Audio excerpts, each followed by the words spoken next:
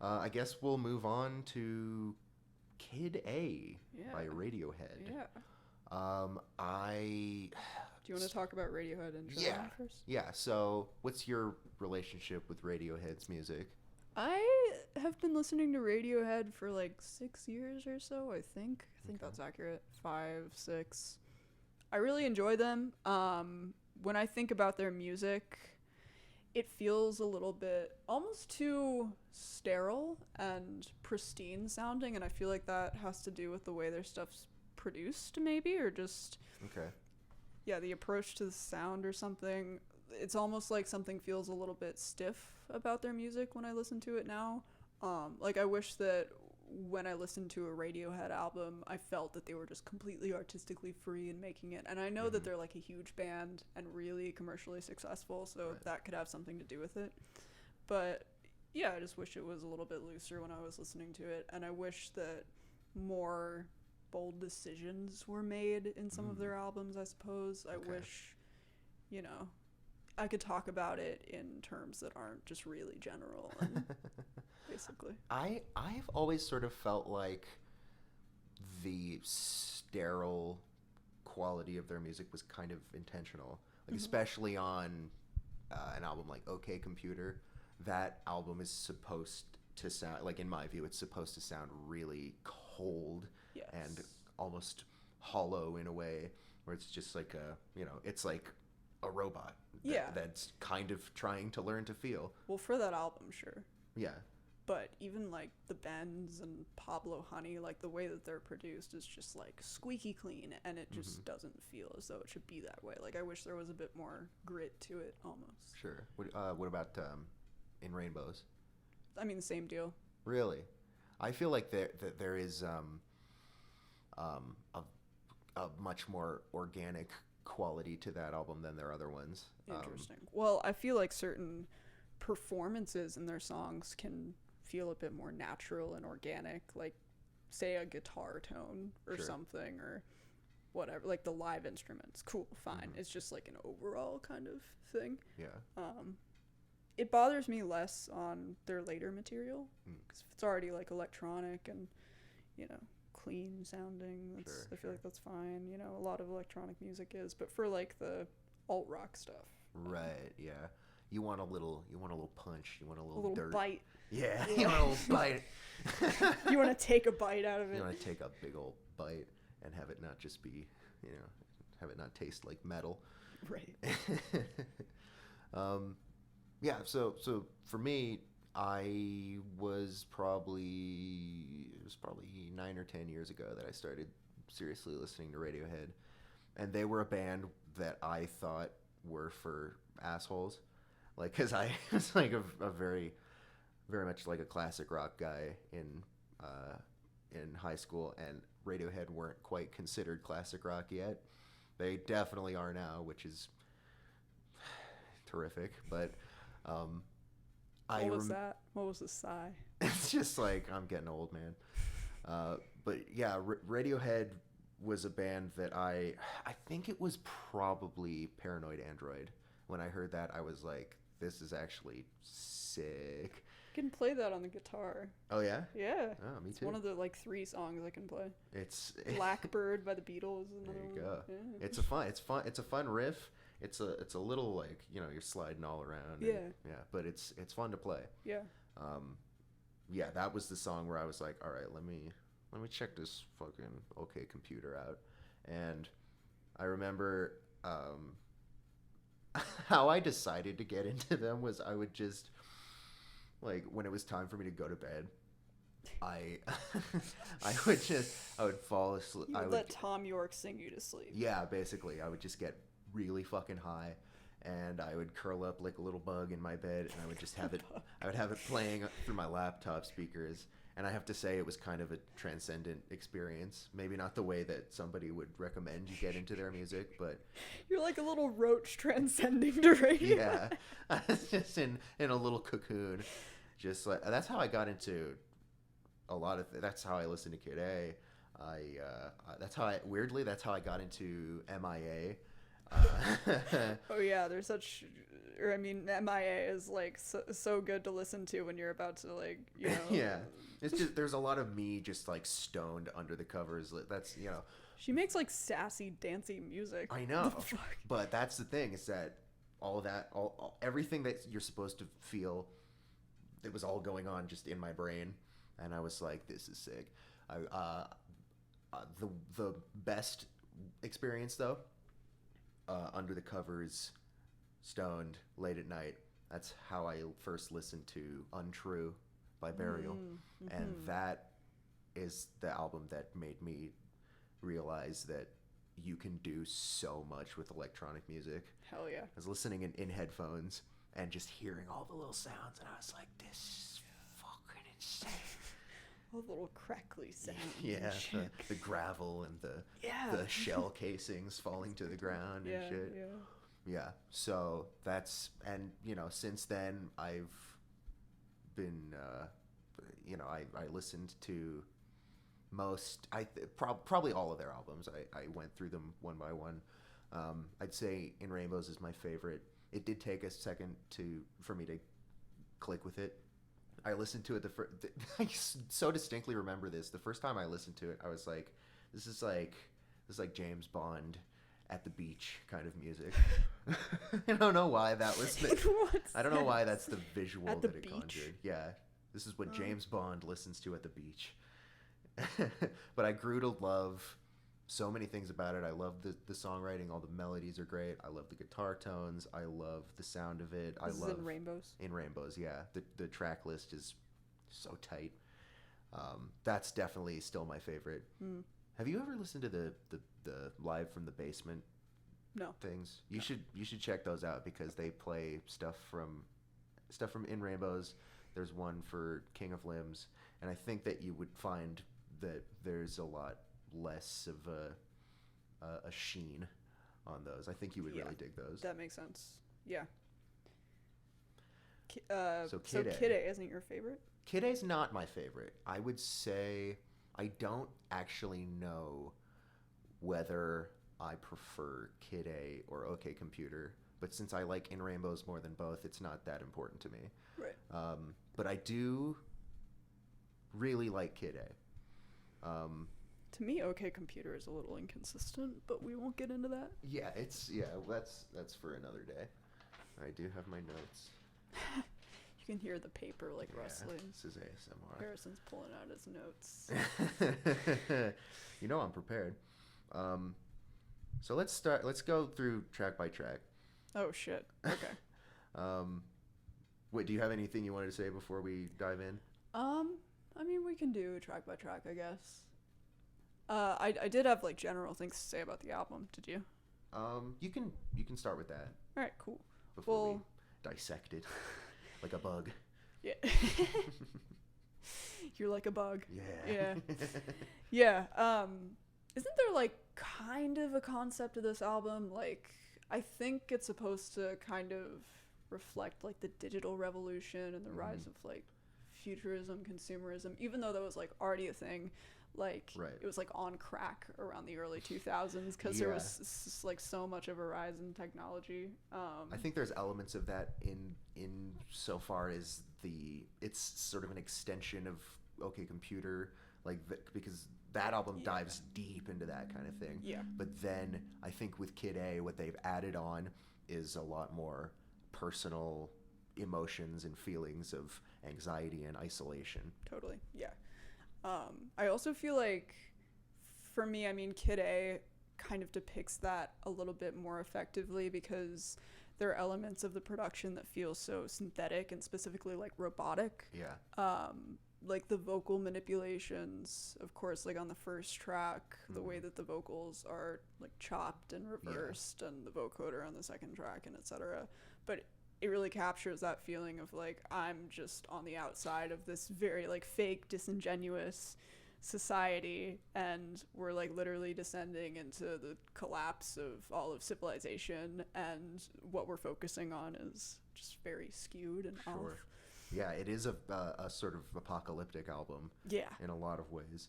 Yes. I think that with everything in its right place, they they introduced the electronic elements pretty well because the structure of the song is kind of deceptively normal, but the way that it's written with these weird phrases and all these vocal manipulations, Yeah. and it's all built around this very repetitive synth riff, which is such a good riff. Yeah. You're talking about the ones that like it's literally from the front to the end of the song, or I mean the beginning to the end. It's like the keys that like started off, right? Yeah. And there's so many like vocal manipulations on this track. It's like most of what I'm focusing on. And you're right, there are like those weird phrases that make no sense, just kind of put together. I think I read that for the lyrics to most, if not all of the songs, I don't think all of them, but for most of them, Tom York just wrote down a bunch of phrases and put them in a hat. Yeah. And then he drew them out and it was like, all right, this is the lyric. Yeah, that can't be all the songs, but yeah, definitely for this one. Yeah. What's the song? Morning Bell. I like know that that's theoretically done in the same way, but I still feel like it's about divorce personally. Oh, it definitely is. Yeah. Yeah. Cut the kids in half. Yeah. You can keep the furniture. Like, come on. Cut the kids in half, dude. That is a great line to me, actually. Shit. Oh, that rips. That one hits me every time. Yeah. That is so good. Yeah. So yeah, everything in its right place is like a good intro. Yeah. It's I love it a lot. Yeah. I think it's maybe upper tier in these songs for me. For sure. It especially feels really cold to me. Like right off the bat with those keys, it's like your mood is just lowered. Yeah. It just sucks all the life and warmth and vitality out of you, and you're like, shit, I'm falling into something right now. Yeah. It's almost like booting up a computer. Like, but then the computer engulfs you. Yes. And you become the computer. Yeah. You're just floating in this void. Yeah, it's very dystopian. Yeah, it's fucking great. So maybe we'll differ a little bit on the title track. Why do you say that? I don't know, because I feel like maybe I don't know. How do you feel about the title track? I love it. Me too. Okay. It was like, why do you think because I don't think we've ever talked about it. No, I mean, we wanted to save it for this moment right now. Yeah, why did you think I didn't like it that much? I don't know. Just in the nature of the song? I don't know. I feel like it's maybe an underrated one. Me too. Yeah. Cool. There's so many things. I know some people have a problem with the way the vocals are processed. I think it's great. I think it's perfect. I don't. Yeah. I agree. I love it. Yeah. It just draws something out of me where it just sounds so. It's like a robot that wants to kill itself. It's just such a defeated sound. For me, it's almost like the way that they're kind of out of place is like nice. Like, I mean, I actually don't think they're super out of place, but I think this is the only track where they sound just completely like alien. And are they like pitched, stretched? I don't know. I think they might be pitched down a little bit. I'm not sure. I feel like there are points where they linger for longer, so I'm thinking stretched. I don't know. That could. It's definitely possible that maybe they sped up the track and had him sing it, and then they slowed everything down. Mm-hmm. I don't know, but it is possible. That's the thing, is that when you're listening to it, you're just like, what is going? Like, how did they do this? Mm-hmm. It's kind of like when you watch an old sci-fi movie like Close Encounters, where they've built models and miniatures, and they've done in-camera tricks to make it look real, and it's not like you're just like, oh, that's CGI. You're just like marveling at it because you're like, how do they do this? Because you can't place it right away. That's sort of how I feel about stuff like that. Great image. Yeah. I love it. Yeah. I like how Kid A is kind of, it's very, very, it's very Aphex Twin. Mm-hmm. Yeah, with the electronics at the core of it and such. What about the pianos? Because I have a lot to say about just that little piano riff that kind of like plays basically from the start to like the middle of the track. Yeah, it's like a lullaby. Yeah, It's yeah. so lovely. Okay. I always think about these pianos when, like, I even think about this album in the first place because to me they're so perfect Mm-hmm. and evocative. They're very childlike Yes. in a way, but they also just sound really tragic. Yeah. So the way that I think about it, it's like some sort of reincarnation or like rebirth that wasn't supposed to happen. Like, Yeah. say you're a child and you were just dropped off into this cruel world that you're like, you're Mm-hmm. completely ignorant to how much it sucks. Yeah. That's kind of what it sounds like to me. Yeah. It's I don't know. I completely forgot what I was gonna say, but yeah, I agree. It's there is a sort of um, amateurish quality to a couple of things that are happening on the album, where it's but the melody is so strong and so memorable, and even though there's a sort of rudimentary quality to it, the way that they placed it in there is perfect. And for me, my favorite part of the song is that part where all the drums drop out and it's like it's that super cavernous like reverby part. It's like boom boom boom boom boom. That every time I hear that part, it's just like I feel like my heart being pulled out of my chest.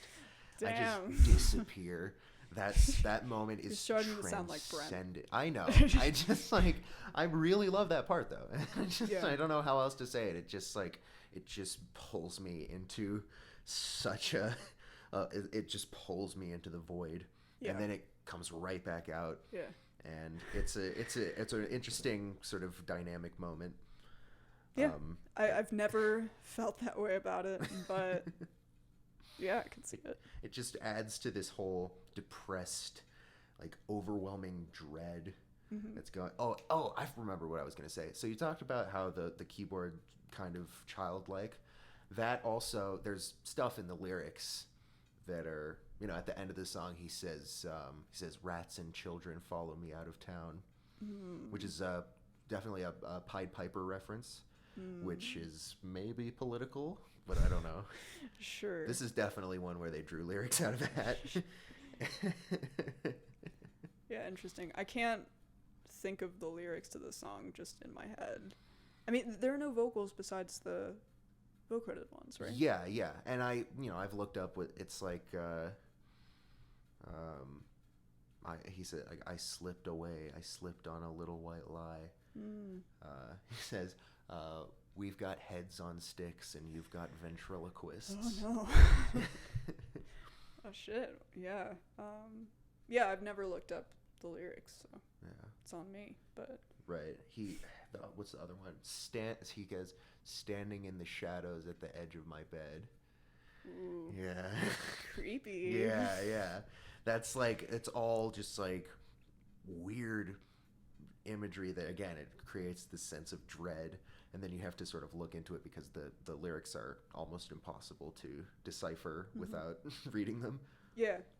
In that sense, it's quite dissociative, Yes. which kind of ties into how I feel about How to Disappear Completely, but we can move on to Yeah. National Anthem. We can first talk about if that you want. first. Okay.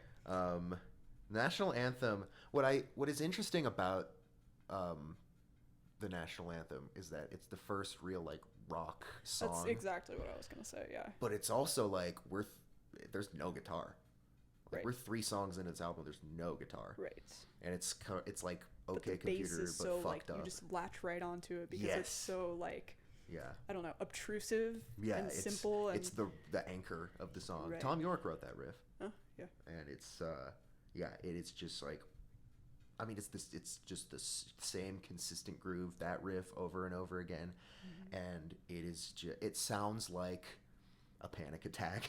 It sounds like the build up to just like and it rocks, but it's got those Mingus-y horn freakouts. Just yeah, it sounds like something that can no longer be contained. Like an outburst. Yes. Yeah. Exactly. Yeah. This is actually one of my least favorite songs, if not my least favorite. I get that. I feel as though the hype surrounding it is a little weird, personally. I don't know anything about that. Well, just in general, I mean, I feel like this, I don't know, it's not like a thing, but this comes up a lot in people's favorite tracks, I feel like I've noticed. But Of this album or of Radiohead in general? Of this album. Okay. Yeah. I feel like it's one of those ones that people always talk about, but I don't know. And maybe it's for how, yeah, I think this and Optimistic are like the two tracks that are like, have those driving rock grooves. Right. And, you know. Yeah. And I think that it's, again, I like dynamic contrast, and so I do appreciate those moments. But yeah, this is not one of my favorite tracks either. I do really like it though, because there's a lot of, I think it's communicates this and the emotions is what I like about it. The emotions. Yeah, I like Oh, that. yeah. I like the way it communicates this, because I feel like it just is getting more and more overwhelmed, and that's sort of part of the backstory, is that Tom York was dealing with insane anxiety on tour, and so I think this is a good musical representation of that. And Right. The lyrics are very they allude to being surrounded by people and still feeling very isolated, and that is, that's an anxiety thing for sure. It's a depression Most thing. definitely. Yeah. Everyone is so near. I hate it when people are near. Me too. Get away from me. Go away. Everyone's so near. I know. Get far. Get far. Why don't you get far? I'm gonna start saying that. Same. Yeah, honestly, this doesn't draw that much emotion out of me. And that's kind of the reason why I find it to be an outlier in the album, because for me, it's just like a sick groove, kind of an interesting, like, horn part. But for the most part, it's really the only, I guess, skip. I'm never going to listen to it isolated. Okay. But I do like what it does for the album's flow. Yeah. Like, I wouldn't want it to just be dropped off, like, thrown out of the album. Right. I guess I hadn't thought of it, but the horn, I mean, there's like avant-garde jazz things going on, but that horn riff, that is a very rudimentary riff, but it kind of makes me want to fucking shake my ass a little bit. What the hell? I would not say that at all. It's cool. I like it. It's a little dancey. Yeah. Yeah, it just doesn't sound all that strange to me or something. I mean, yeah, it's kind of like a simple, Yeah. or not simple, but just ugly sounding little Right. riff. Yeah, it is, aside from Optimistic, like the closest thing on the album to anything on OK Computer. So yeah, it's less interesting than most of the other songs. Sure. But I like it. Same. All right, let's get into How to Disappear Completely. This is my favorite song on the album. That doesn't surprise me. Really? Well, it actually wasn't my favorite song until I re-listened to it for this podcast, just for the record. Yeah. Okay. Yeah. I just can tell that, like, this has the most emotional effect on me of any of the other songs. Yeah.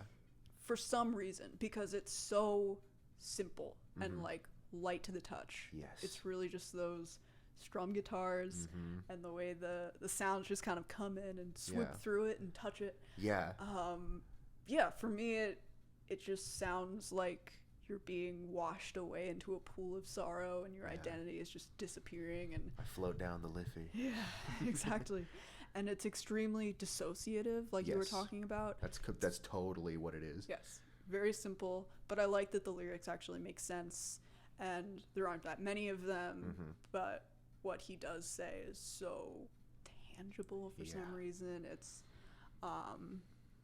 it kind of is, it gives me a comforting feeling at the same time, because for me it's like, I mean, dissociating is like your brain trying to protect you from something, but also realizing that everything that you do in life is like you're playing a game basically in your everyday life, and none of it will matter in the grand scheme of things. Even just your day-to-day life right now, when you think about the whole span of your life. It's just very insignificant, but it's like all that you're consumed with. And to me, it just makes me feel like I can recognize that and be on the outside of it, but it is like very isolating. It's just disconnected. It's kind of bittersweet for me. Right. Yeah. So. Do you know the story behind the song? I don't think so. I think it was that Like how it was written. What I understand is that they were on tour for OK Computer, and Tom York was just having a complete mental breakdown. He was just so overwhelmed. He was like consumed with anxiety, and it was frying his brain. And I think it was that he called Michael Stipe from REM, and was like, I don't think I can deal with this. Like, this is too much for me to handle. What, like, you've been doing this a long time. What do I do? Like, is there any way to help this? And Michael Stipe said, just tell yourself, I'm not here. This isn't happening. Oh my God. Yeah.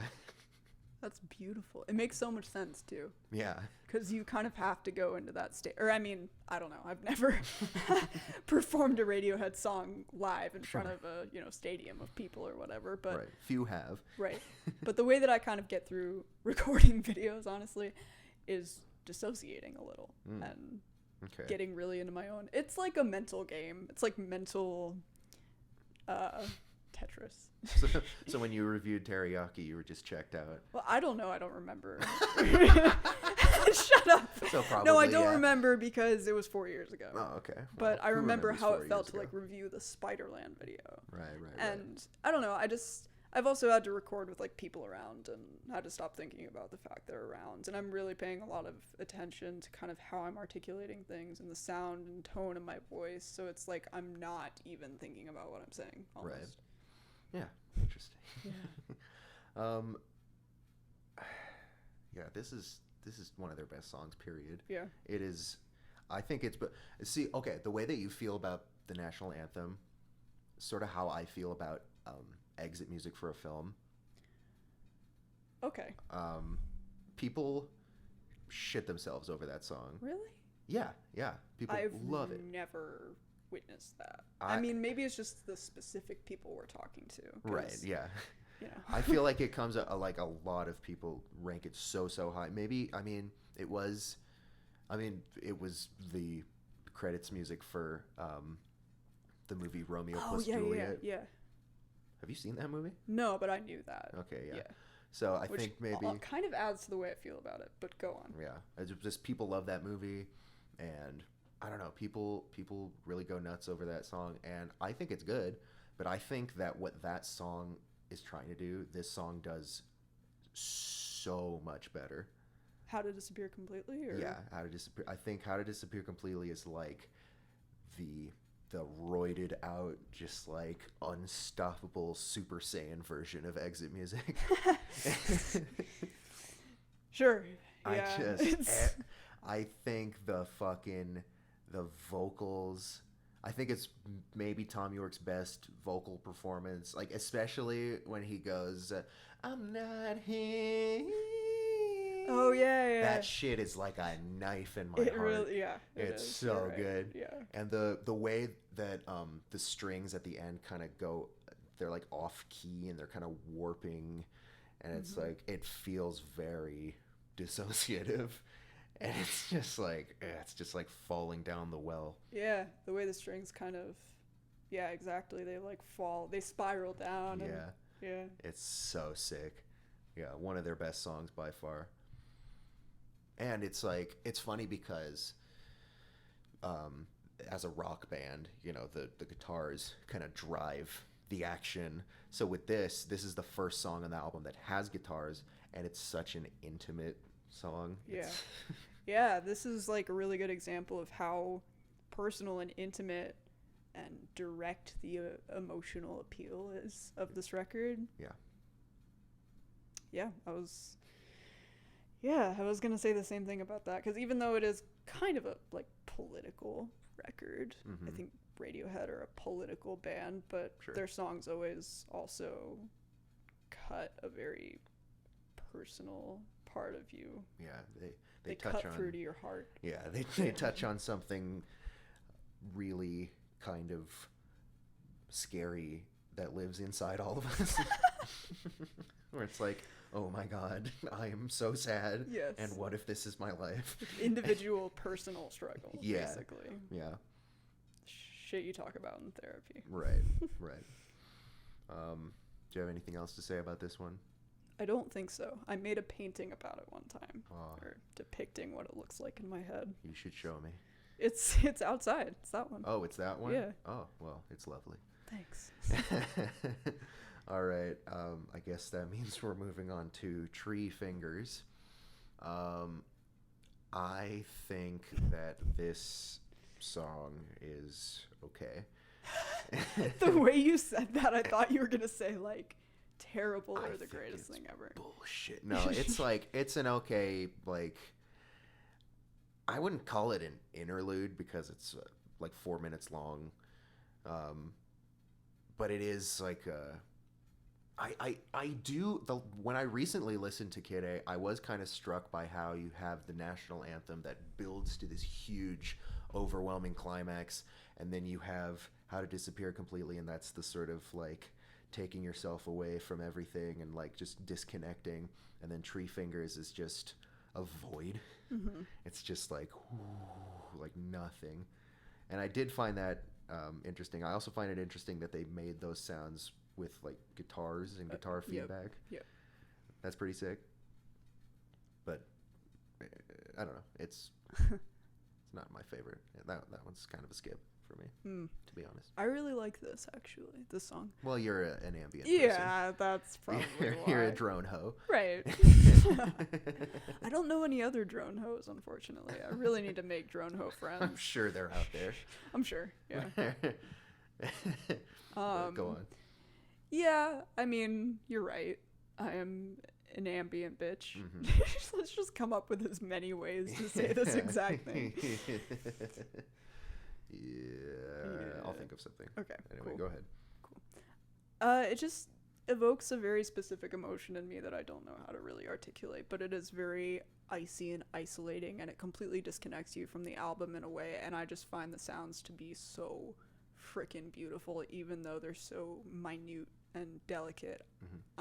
I think that the 4 minutes just flies by. I honestly didn't even know it was 4 minutes. I thought it was like 1 or 2. Because it is basically like an interlude, Right. in a sense. I think you could call it an interlude, personally. Yeah, I mean, I guess it just depends.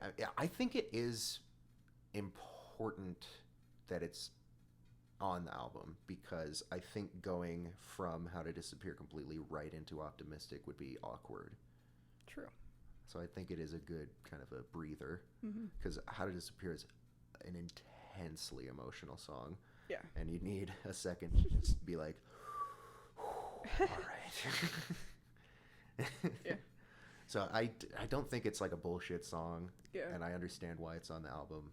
It's very like, I don't know, just the drone sound is so like clarifying and natural and just bright. It's hard to explain. I kind of feel similarly about it to the way I feel about some of the drones on Haunt Me by Tim Hecker a little bit. I mean, that's a much more textured album, but yeah, it's hard to explain, but through listening to so much ambient music, I latch on to the smallest details of drones. So Yeah, I mean, I totally understand that, and like I expected you to be a fan of this one because it's up your alley, and you know the kind of shit I listen to is very active, and this is not a very active song. So yeah, this is, I would say, probably my least favorite track, just by virtue of it just not having a lot going on from a, well, okay, so I understand what you mean about the details.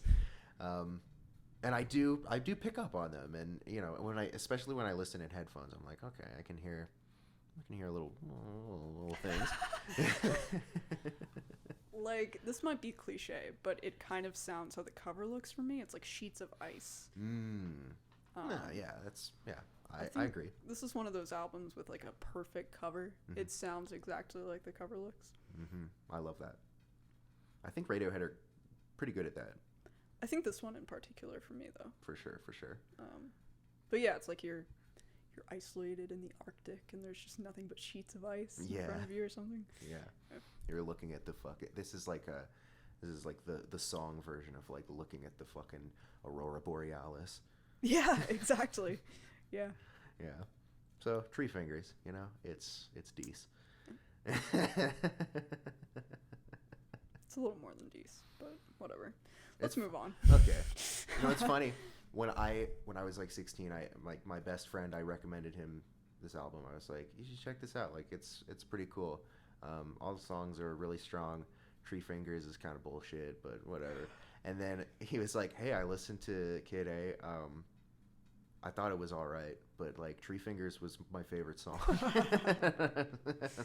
That's a crazy take. He's a drone hoe as well. Yeah. Maybe I should talk to him. Maybe. Yeah. Honestly, like recommending music to you and to him feels very similar to me. Damn. Have you ever recommended me a drone album? Like no, because I don't listen to that shit. Yeah, exactly. You should recommend me a drone album. Give me some Hecker. No, I absolutely will if you want it. I just I've literally to thought about recommending you shit and then thought immediately after he's not gonna listen to this shit. Don't be afraid to do. No, Okay, I'll listen to anything you recommend to me. That's cute. Well, it shows me you value our friendship because I feel like hey, same. This is adorable. Yeah, this is great. It's not that fun when I give you something to listen to and you think it's mid, but you know. Well, I was gonna say one you day always that won't recommend me happen. like Steely Dan and shit. Well, yeah, I mean, Steely Dan is probably the thing that I've recommended you that you've liked the most. Really? Probably. Like, what else have I recommended you? Like, Idea and Abilities. Yeah, I guess you're right. Yeah. I don't know. Anyway, yeah, give me some ambient. All right. And I will check it out. So let's talk about Optimistic. I don't have that much to say about it. I like that it's kind of sarcastic and, you know. Do you think it's sarcastic though? Because I feel like there are differing takes on this. Well, I think there's a lot of stuff about capitalism. Yeah. In this one, you know, the big fish eat the little ones. Oh, yeah. So I do think. I still think it could be a hopeful sentiment though. At the core of it, I think it could say, or be saying. Yeah. It's another thing. People at the top are swallowing us, but we're still optimistic or whatever. That's another. I think you could be right because, again, from what I've read, the best you can is good enough is something that Tom York's wife told him. Mm-hmm. Exactly. So I do think that there is sincerity for sure. Right. In as much as Radiohead can be completely sincere. I also think if it is sarcastic, the way the instrumental sounds doesn't make as much sense for me. Because if it was sarcastic, I would want it to sound more dejected or even ugly or just to evoke more negative emotion. But for me, the instrumental is so big and triumphant and there's this real sense of importance about it, and it's probably the way it's produced and performed and Tom York's vocal performance and all that good stuff. But those for drums me, kind of boom and there's those like helicopter guitar boom. sound. Yeah. Fucking booms, dude. The drums go boom. The drums go boom. But I really like how, you know, the sentiment's optimistic and it sounds all big because it's like, even though this is sort of cheesy, I guess, I've always felt as though it's just attaching a ton of meaning to just the simple decision to be optimistic or making it feel like a really big deal or something. Sure. Yeah, I totally get that read. I'm not even like, I really like this song a lot. Like, I think it's great. I just don't have that much to say about it because I think it's pretty straightforward. It is. Probably the most straightforward song on the album. Yeah, I would say so. Yeah. Yeah, I don't know. When I first listened to this album, it was like actually in my top picks. Yeah, it's easy to sort of latch on to why it's good. It's like, oh yeah, that riff's good, and you know, it's catchy as hell. I think there's just a lot of raw passion in it. Sure. Even though it is kind of simple, it just Yeah, when when he sings the chorus, like, and he's like singing in his chest voice, and it's like kind of growly. I love that shit. Same. I love Tom York's growly voice. Same. What's next? In Limbo, Yes. which I think is a great counterpoint to Optimistic, because there's so much energy, and like it's like Optimistic is very cycling and very groovy, and then In Limbo comes in and it's just like it feels like a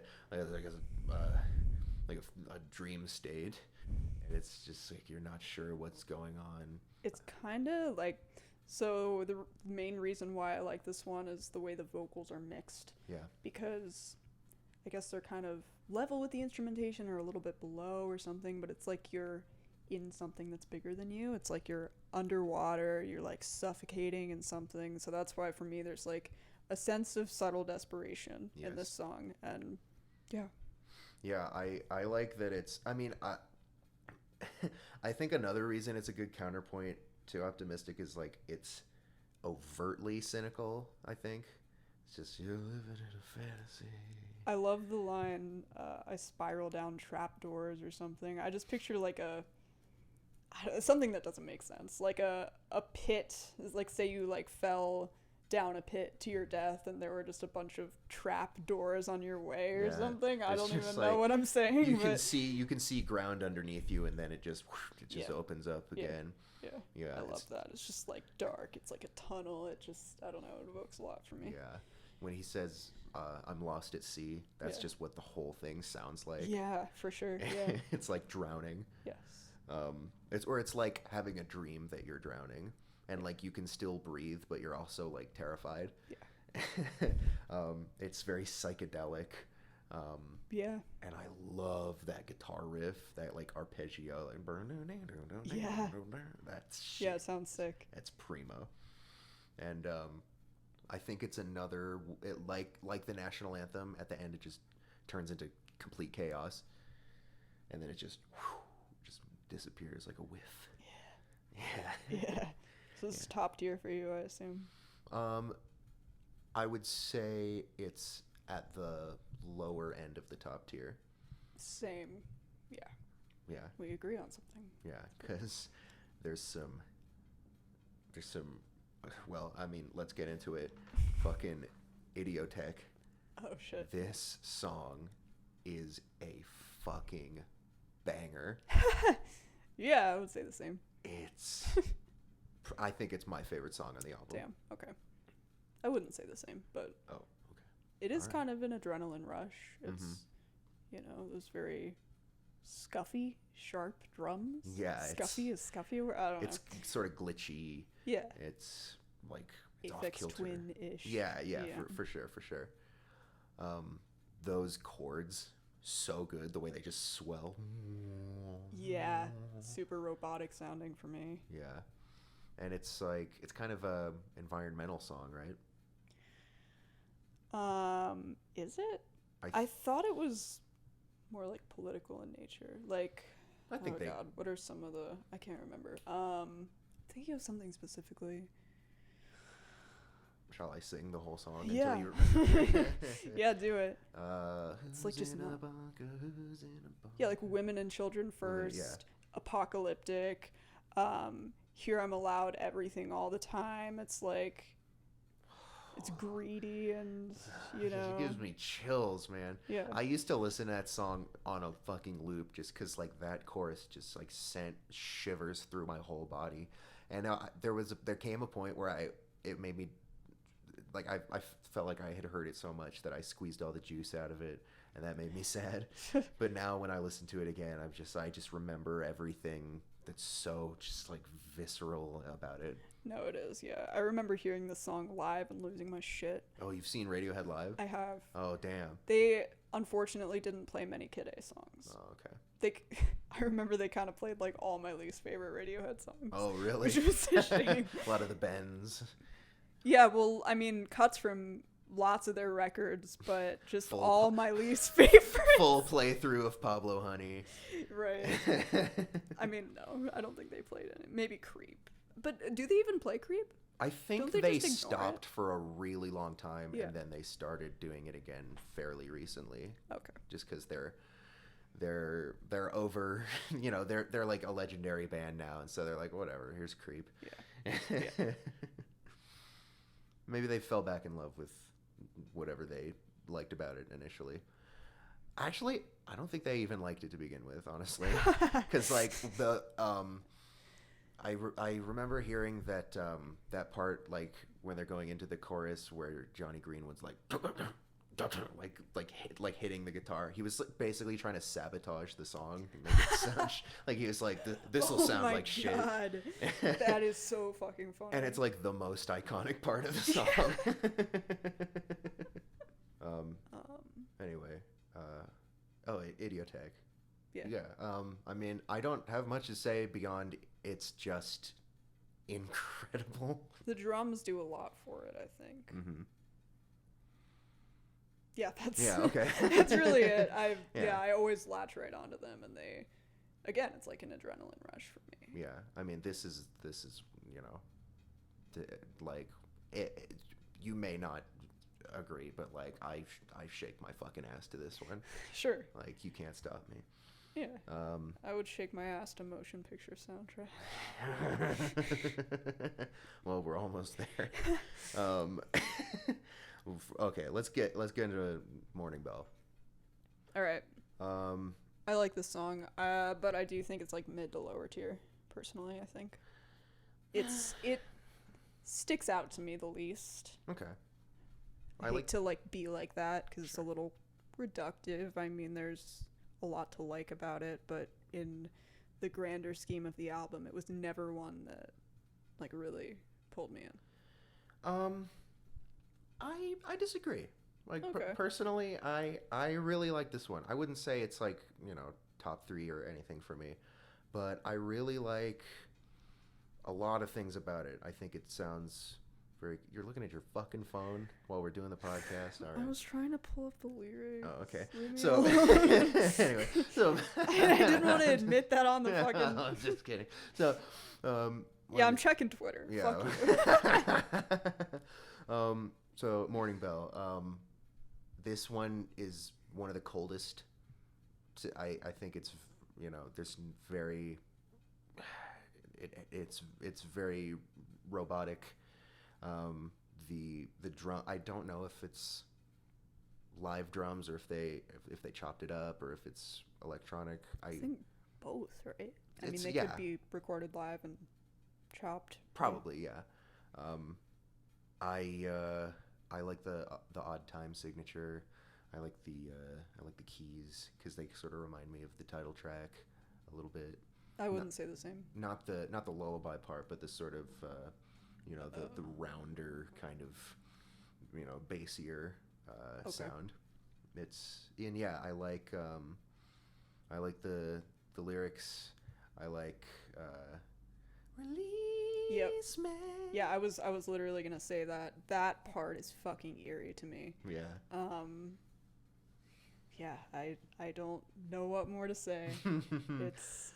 I have one more thing to say, which is the Amnesiac version sucks my fucking ass. I think it is terrible. I don't like it at all. Sucks your ass. It sucks my ass. It sucks my ass all the way so off. it like gets all the way up to your asshole and just sucks. It just sucks. And it sucks my ass inside out. I don't like the Amnesiac version. Wow. Really at all. That's creative. Good work. Thank you. I'm a regular Brent DiCrescenzo over here. Yeah. Yeah, I think lyrically the song is like actually beautiful and really cutting. And I feel that way about a lot of breakup songs. Right. Sure. Yeah, it's we've all done it. We've all been through a breakup. We've all broken up. Right. But I mean a divorce, just yeah, that's heavy. Yeah. The feeling of like everything that you've built with someone just falling apart, and when you having a whole life around it, like your furniture, kids. Yeah. Like, Absolutely. What more is there? Yeah. It's like you're ruining everything. I can imagine it being a very guilty kind of feeling. But sure. Cut the kids in half. You can keep the furniture. howling down the chimney. The lights are on, but nobody's home. Yeah, it's intense. Yeah. It's intense. Yeah, pretty good. Pretty good. I like this one. I like it more than you, but it's okay. Yeah, I don't know. Yeah. Well, I guess we'll close it out with motion picture soundtrack. It's not my favorite track. Same. It's I think it's kind of and I only really thought about this on my most recent listen, but it's kind of Tom Waits-esque. I hear Tom Waits in it with like the accordion and I think it's an organ, but I think fair you're wrong. Okay. No, I don't know. It to actually, me it reads yeah, I mean, like an I accordion, actually think you might be right, but I did definitely read somewhere it was an organ, and someone else told me it was an organ too. Okay, well, But who maybe am they're I to wrong. disagree? Maybe they're just stupid. Yeah. Because it does sound like an accordion. Accordion. Holy shit. But go on. Yeah, it kind of wheezes a little bit more than I would think an organ does. Fair. I mean, there are a lot of different kinds of organs, sure. though, right? Yeah, I have several. I thought it was like a church organ. Yeah, it sounds a little reedy to be like a big like pipe organ. Yeah. I guess. I do like the sound of it. But yeah, this to me it's like it's a mild cut. It's a big cool down that is just like, I mean, it makes sense. It couldn't be anywhere else on the album. And I do like when a closing track sounds like a closing track. Yeah. But I just think, you got to blow me away. And it doesn't really blow me away. Okay, well, I'm more positive on it than that, I think. It used to be my favorite Radiohead song, period. Wow. I find the organ to be so eerie. And I don't know, it's like, I'm coming up with this. It's like it dries out your soul. It feels like you're just this withered up corpse of a human or something. Yeah. You're like run dry, basically. Sure. Yeah, I mean, I like how simple it is. I like the way the harps kind of rise out of it, or the harp rises out of it at the end. The only thing I don't like about it is a few of the lyrics. I find them to be kind of cliche, like the red wine and sleeping pills, cheap sex and sad films. It's not like the movies, etc. And the thing is, they're so that's very Tom Waits. You gotta admit. Sure. But the thing is, like, there are so few lyrics, and it's such a simple song, and it's a closing track. Like, I just would hope it would be a little more interesting, well articulated, thought through. I don't know. It doesn't sum up the record very well, I don't think. I think the way it sounds does. You think so? Yeah. It's well. I mean, I don't think a closing track has to like sum up the record, especially since I never think about the flow of this album. Like, I think it works. I think it kind of jumps around a bit, and it doesn't bother me, but it's not like seamless. It's not like one track perfectly makes sense to precede the next track and so on and so forth. It's I'm a huge fan of Ween, so I feel like I would be very hypocritical to say like, hey, this it's too eclectic. Like, it doesn't, it's just jumping around all the time. Like, I don't have a problem with that necessarily. Me neither. I think it works for it. It's like a mixed bag of tracks, but it's not in a way that's unflattering. Yeah. For whatever reason. Yeah, I think that's a good way to put it. Yeah, but I mean, I think a lot of the tracks here are something that the other tracks don't. Like, some quirk about them that makes them stand out, and this track does too. It's just a little simpler, and it's like a lullaby to the end of the album. It's very sedating. Yeah, it's got when those like harp glissandos come in, they sound kind of again kind of amateurish. It doesn't sound like something played by a professional harp player. Yeah. It sounds a little, It's kind of why it works, though, right? I think so. It's because it ties into certain other elements of the album, and I feel like there comes a point towards the end where maybe it's just my ear, but they start to sound a little digital. I could see that. Yeah. Maybe it's just the way that my brain processes it after it. I mean, it's just very constant after a certain point. Do you mean the way that they kind of at the very end? Yeah, I'm talking about purely the sound of it. Yeah, I agree. Yeah. Yeah. That's it. Yeah. To me, it kind of sounds like a very misty early morning as the sun's like rising through hills or something. Sure. Not to get, too corny, but Yeah. that's how it sounds. Yeah. I think that it achieves the vibe it's going for. Sure. So that's Kid A. Shoot, how long have we been talking? A really long time. Yeah. We're gonna try to set limits on this shit, but you know what? It's just First episode, we're letting loose.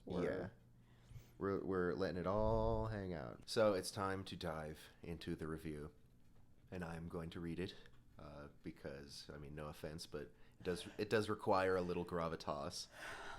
So let's get into. I'm kind of bad at reading. Let's get into one of the most infamous album reviews ever written. Here we go. I had never even seen a shooting star before.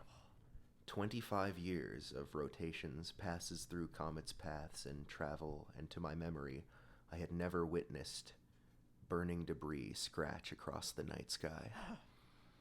Radiohead were hunched over their instruments. Tom York slowly beat on a grand piano, singing, eyes closed, into his microphone, like he was trying to kiss around a big nose.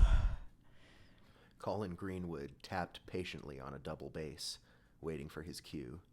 White pearls of arena light swam over their faces. A lazy disco light spilled artificial constellations inside the aluminum cove of the makeshift stage. Wait, say that again. A lazy disco light spilled artificial constellations inside the aluminum cove of the makeshift stage. Aluminum Cove. Sounds like a band that they would have reviewed around this time. Yeah. Like a band that like all their scores are like 7.2 or whatever. The metal skeleton of the stage ate one end of Florence's Piazza Santa Croce on the steps of the Santa Croce Cathedral. Michelangelo's bones and cobblestone laid beneath. I stared, entranced, soaking in Radiohead's new material, chiseling each sound into the best functioning parts of my brain, which would be the only sound system for the material for months. There's so much to say. Yeah. Every sentence is a masterpiece. What is he saying about the metal skeleton of the stage eating one end of the church? I think it's like they set the stage up. It's like they had built this stage for this performance, and it was attached to the cathedral, and he said the makeshift stage. Okay. So they had just thrown it together, which I mean, ate. Yeah. Like to say it's eating it. Yeah. It's chewing on. But yeah. The way that it comes in and like he's just talking about like space and shit, and then all of a sudden he mentions Radiohead, like it's so cheesy. Yeah. It's so bad. It's like part of me understands that this is a big review. It's the biggest fucking, indie darling band, and it's the second 10 out of 10 in a row that they had given them. Mm-hmm. So this is like a big deal. He's a young writer, so he's like, I gotta put my whole pussy into this review. And I think that he's just Tom York singing into his microphone like he's trying to kiss around a big nose. What does that mean? I don't know. Use your imagination. You shouldn't have to. It's just, the way that Tom York is on stage. He's just like, Oh, just, true. just like having a fit Oh, almost. that's what he's saying. Yeah. Okay. Oh my god. Yeah. Wow. I did not catch on to that. The worst part of this for me is chiseling each sound to the best functioning parts of my brain, which would be the only sound system for the material for months. Yeah. Like he's trying to. Is he like? Didn't he just basically insult them? Like. Well, it sticks in my head, fine, but I'm not gonna listen to it. well, Like, he's talking. The album wasn't out yet. I think that. Does it matter though? Because he had access to it. Or he's Not- talking about when yeah. he saw them live. Yeah, he saw them live months prior to the Oh. album coming out. Okay, yeah, now I'm following. Yeah, so he's like, I have to remember this. Like he wakes up in the morning and he's like, I gotta access the part of my brain that can remember the new Radiohead songs. 'Cause Oh there's- yeah, you were So chiseling it into your brain though. Like that's pretty aggressive. Yeah, that's it. That sounds like seriously like some serious mental strain. Absolutely, that's more than I have at 25. So. Aren't you 26? No. Oh, I'm dumb. Sorry. Excuse you. Yeah. I found a gray hair today. Wait, Anyway. what?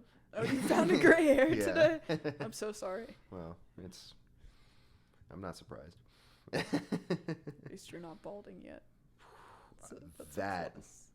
Thank you very much for saying that. Let's see.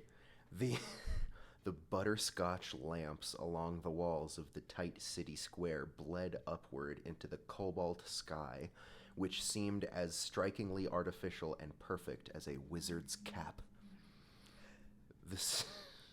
The staccato piano chords ascended repeatedly.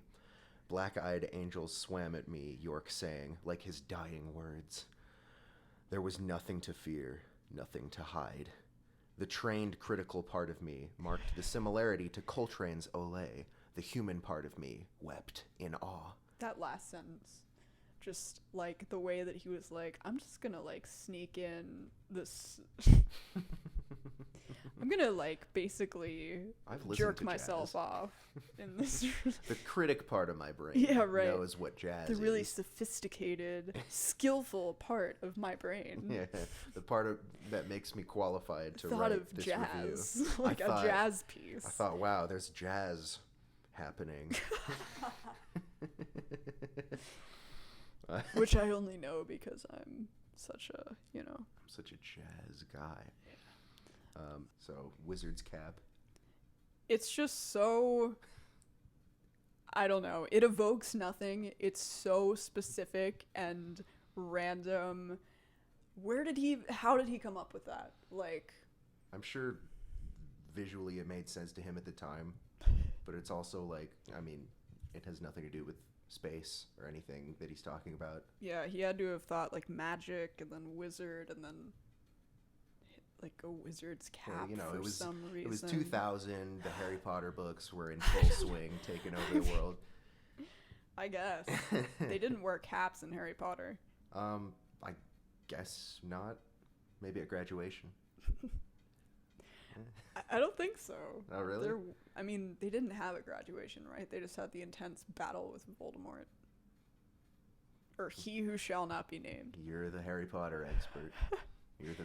Have you read them? Of course, Yeah, so we're both, we're both experts. But as we should be.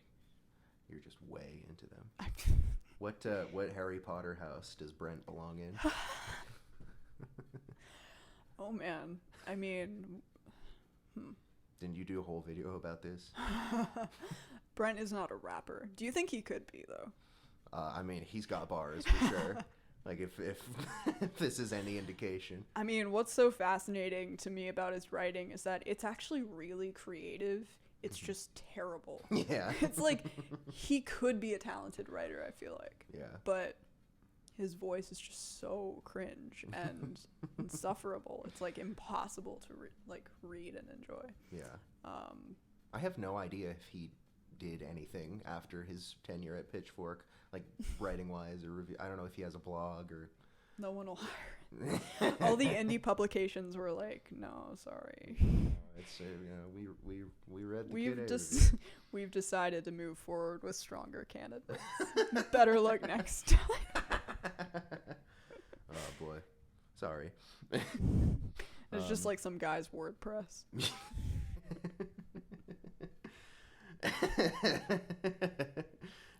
Shall I move on? Sure. Okay.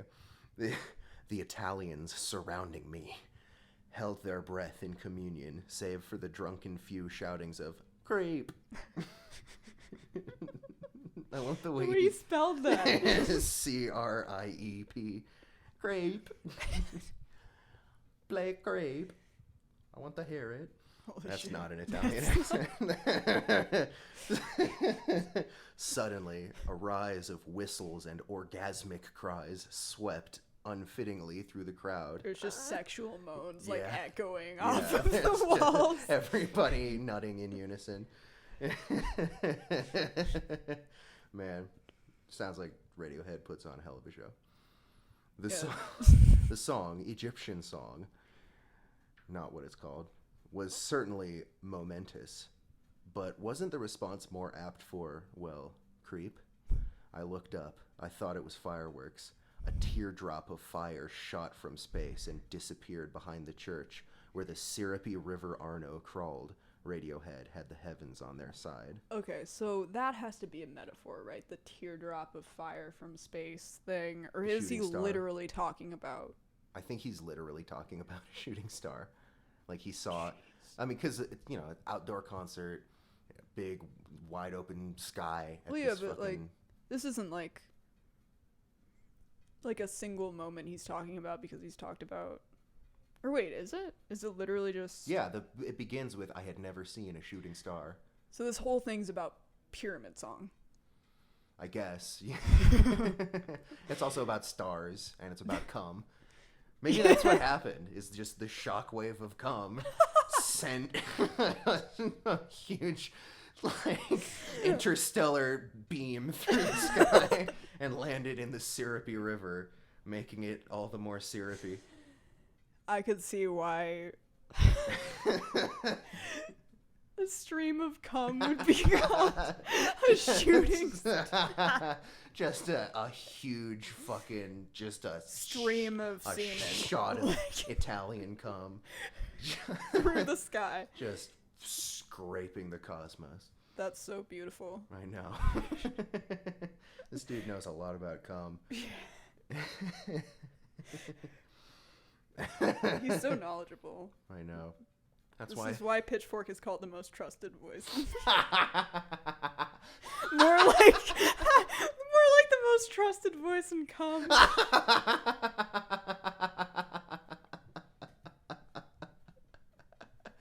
I trust them as far as I can come. I didn't even know what sex was until I read Pitchfork. And I still don't. Turns out it didn't help. Turns out reading Pitchfork didn't help me understand. No, yeah. I thought that Pitchfork readers were like certified sex havers. Yeah, But getting pussy left and right. But actually, now I'm isolated from my peers because I'm so annoying and pretentious. That's the price you pay Yeah, for being awesome. yeah, I would know. Yeah. Oh boy. All right. There's also the fact he called this river syrupy. Yes. Maybe it looked like that at night. During the day, it probably just looked like a river. The syrupy river Arno crawled. It crawled. Thank God he's describing this very arbitrary detail of the background of the scene. It sounds like he's describing a shitty river. Like, I'm sorry, a river with shit. No, just like it sounds like he's describing a river that's like not that cool. I thought It's you were just talking like, about syrupy shit. well, it's just Radiohead performing in front of a river that's just filled with shit and cum. Oh my god. Oh my god. The amount of analysis you can draw out of this, the amount of nuance in this review is insane. Yeah, that's why it's a masterpiece. Yeah. Is there so much you can That's get why we from call it. this art. Exactly. This is music review as art. Yeah. Oh. Piero Scaruffi would be proud. Yeah. For further testament, Chip Chanko and I, again, big celebrity Chip Chanko, both suffered auto-debilitating accidents in the same week in different parts of the country while blasting Airbag in our respective Japanese imports. For months, I feared playing the song about car crashes in my car, just as I'd feared passing 18-wheelers after nearly being crushed by one in 1990. With good reason, I suspect Radiohead to possess incomprehensible powers. The evidence is only compounded with Kid A, the rubber match in the band's legacy, an album which completely obliterates how albums and Radiohead themselves will be considered. Okay, so I love how he's just like giving us details about his life and his past. Yeah. Just all of a sudden in this Kid A review, it's like Yeah. he's looking for any chance to like sneak in details about himself. Yeah. That's probably not true, but it's like just does he think people care for some reason? I mean, I guess he's trying to say that this is why Radiohead have like, you know, magical powers. It's just but it's like, they I don't can care. control. Yeah, but it's like It's hard to care. Like, imagine if Anthony Fantano was reviewing the new Cardi album or something, and he was like, I had a really good burrito in 2006. That's what this album makes me think about. This fire burrito I had 15 years ago. I wish he did that. Yeah. Because I care with him.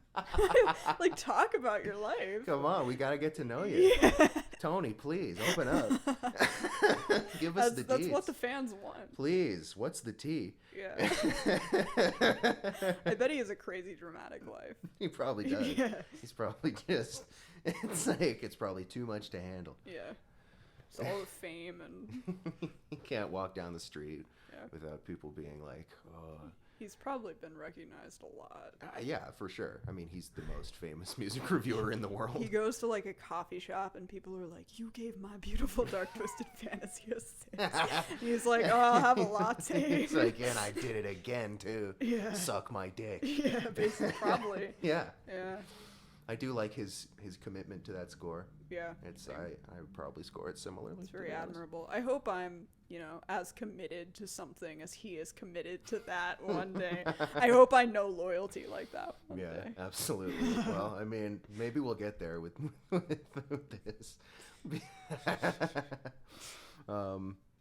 Yeah. And okay, so that album, did the album obliterate the way that albums are considered? Yes or no? Okay, is this like the way that albums are reviewed, or is he just talking about Just in general, the way people think about albums? Did everything change with Kid No, A? absolutely not. No, this is not that. He's talking about this album as though it's like the invention of the printing press or something. It's like, I don't know. It's kind of just an album. Yeah, yeah. It's a really good album, but The invention of the telephone. yeah, Electricity. the wax cylinder. Yeah. Oh my goodness. Yeah, that sounds like a list, like from the Steely Dan review. Yeah, major achievements in humanity: discovering fire, Discovering fire. Kid A, electricity, Yeah. democracy, philosophy. They're all, you know, approximately, you know, the same level of importance and influence. Yeah, yeah. That fucking rules. All right. Shall I let's continue? Let's move on. We're still recording, right? Yeah. Okay. Even the heralded OK Computer has been nudged down one spot in Valhalla. Kid A makes rock and roll childish. What is this voice you're doing? This sounds like he's getting angry. Yeah. He's so pissed about how good this Oh album my is. god. Considerations on its merits as rock, in quotations, i.e. its radio fodder potential, its guitar riffs, and its hooks, are pointless. Comparing this to other albums is like comparing an aquarium to blue construction paper. And Oh my god. and it's not because it's jazz or fusion or ambient or electronic. Classifications don't come to mind once deep inside this expansive hypnotic world. Ransom, the philologist hero of C.S. Lewis's Out of the Silent Planet, who is kidnapped and taken to another planet, initially finds his scholarship useless in his new surroundings and just tries to survive the beautiful new world. All right, where do we begin? I think the blue construction paper sentence is a major highlight for this review. Yeah. Like, bro, he's given this album a fucking 11. Yeah. It's an 11 out of 10 review. It's like comparing an aquarium to something that's not an aquarium. It's like comparing something cool to something that sucks. Yeah. It's like, you would think he would say like a painting of an aquarium, but no, it was like construction paper. He may as well have just said like some random object. Like, imagine listening to Kid A and being like, I think rock and roll sucks now. yeah, all of rock and roll is just, you know, irrelevant. It pales in comparison to whatever this album is. Just like a rock album. It's a rock album. It's like a pretty good rock album. Yeah, there's absolutely no influence from rock coming out. Yeah.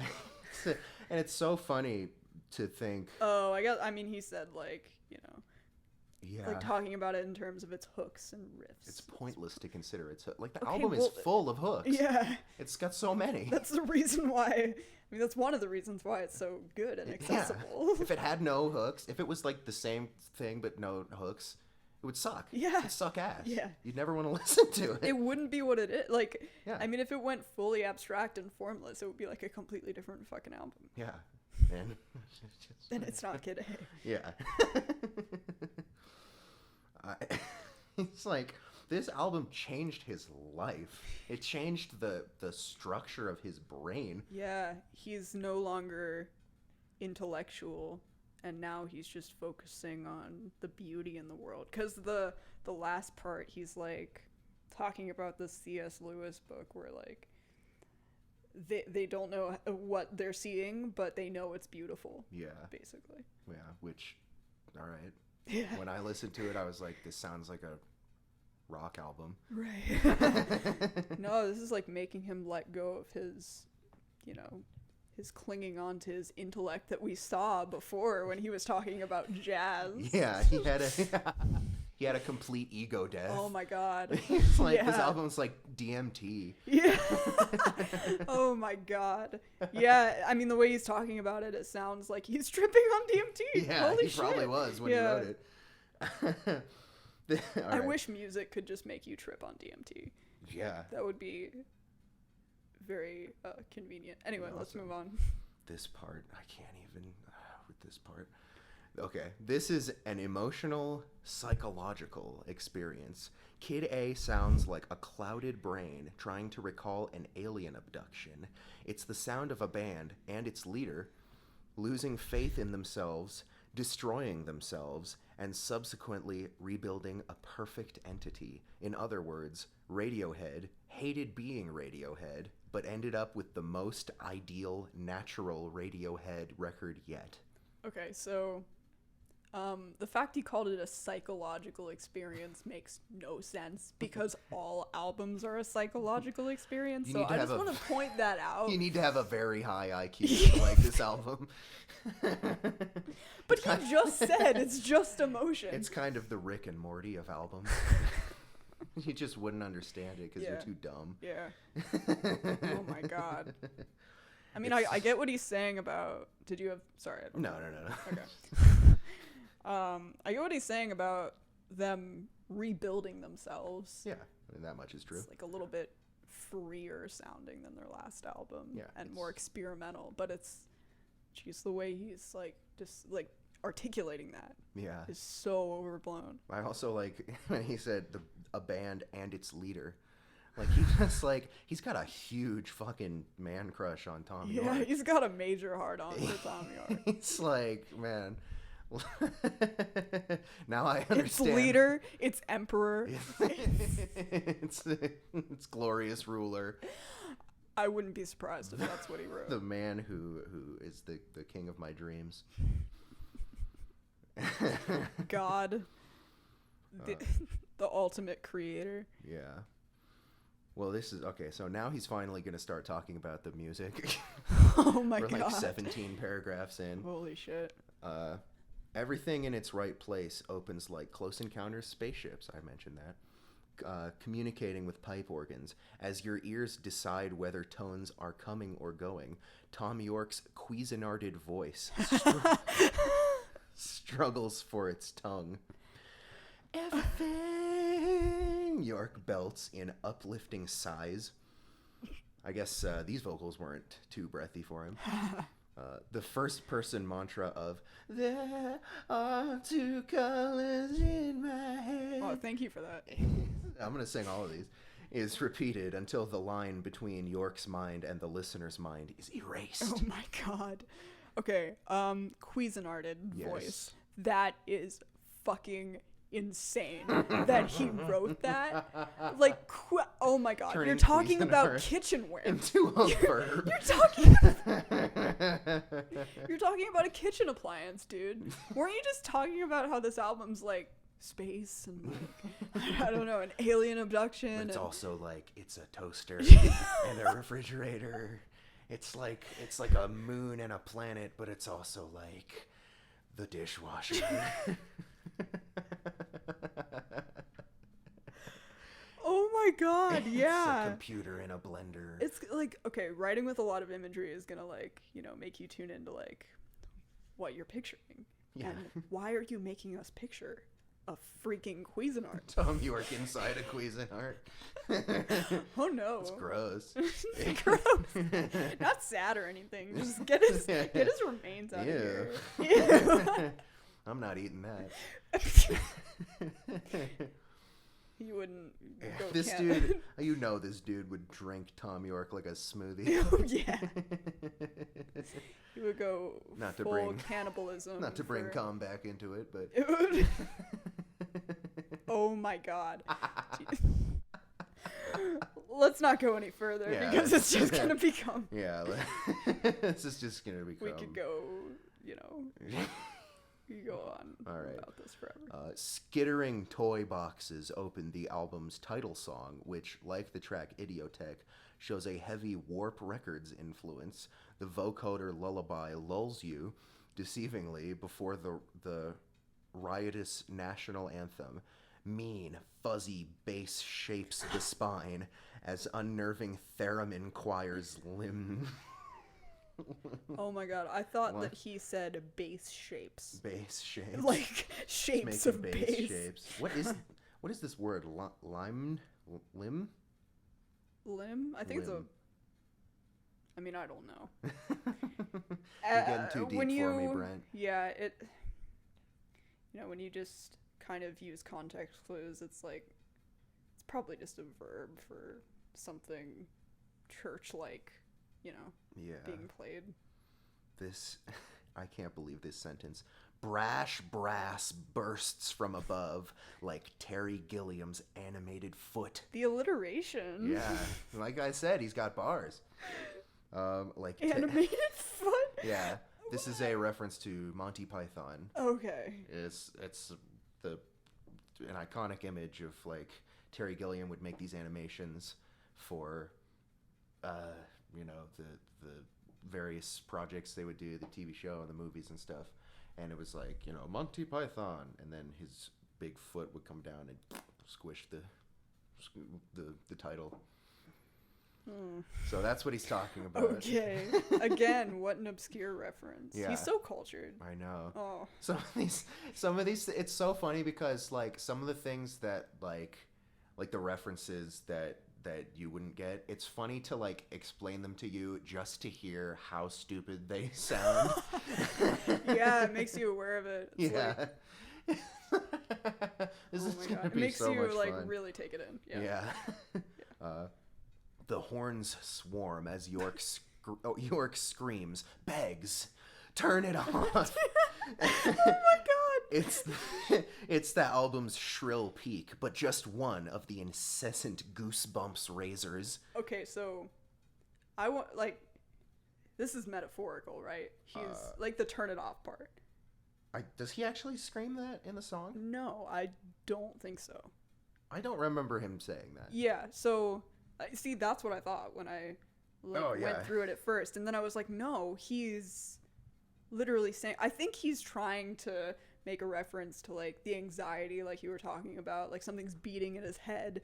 Right. But like. Yeah, which is kind of the point that I was making about how it sounds like a panic attack.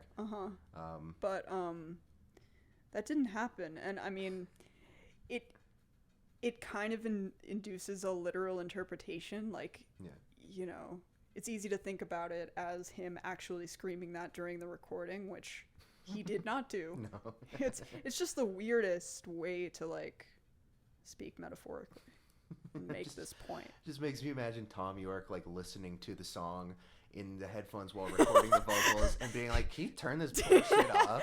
This kind of sucks. No, he's screaming at the top of his lungs. He's like, turn it off! Screaming at fucking Nigel Godrich. Yeah. Turn this Are you rubbish serious off. with this shit? I mean, it's like me when Russ plays my videos at the front counter.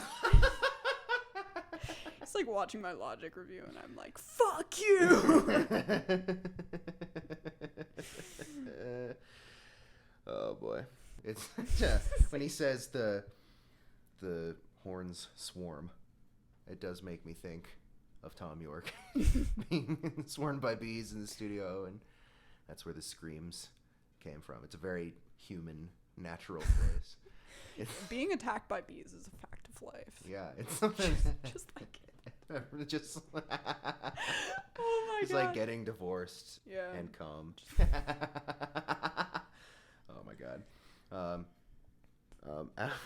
After the rocket's exhaust, Radiohead float in their lone orbit.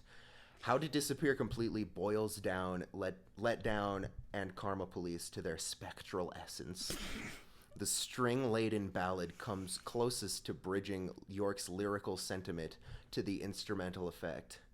I float down the levee, I'm not here, this isn't happening. It's beautiful. He sings in his trademark falsetto, not his falsetto. Doesn't sing that part in his falsetto. The strings melt and weep as the album shifts into its underwater mode. I'm shifting into underwater mode. I have to focus. Something's gonna swallow my brain. Tree Fingers, an ambient soundscape similar in sound and intent to side B of Bowie and Eno's Low, calms after the record's emotionally strenuous first half. That is bullshit. Oh yeah? It sounds nothing like Low. I mean, like the second half of Low. You think it's similar in intent? No. Oh, okay. Not even remotely. No, you're totally right. You said anything. No, it's not like that at all. Yeah. I mean, I guess, like, he thought this was going to be a little bit more ambient and abstract. Right. Or they thought that. Right. But besides that, which is, like, very broad. And even the tracks on side B are really not that ambient. Like, they're just a little weird. He really thinks Bowie and Eno were like, all right, we went really hard on side A. Like, this is going to be a lot for people, so let's just make something for people to chill just out some to. Straight drone pieces. Yeah. Some to just, like, take a little breath to. Yeah, like, they're slightly soundscapey, but it's not that fucking much. The primal brooding guitar attack of Optimistic stomps like mating tyrannosaurs. I love that. Just this dude cannot stop talking about fucking and coming. Oh my god. Yeah. You can keep going, but I have a lot to say about that sentence. As one would. The lyrics seemingly taunt. Try the best you can. Try the best you can. Before revealing the more resigned sentiment, the best you can is good enough. For an album reportedly lacking in traditional Radiohead moments, this is the best summation of their former strengths. The track erodes into a light jam before morphing into In Limbo. I'm lost at sea, York cries over clean, uneasy arpeggios. The ending flares with tractor beams as York is vacuumed into nothingness. Oh my god.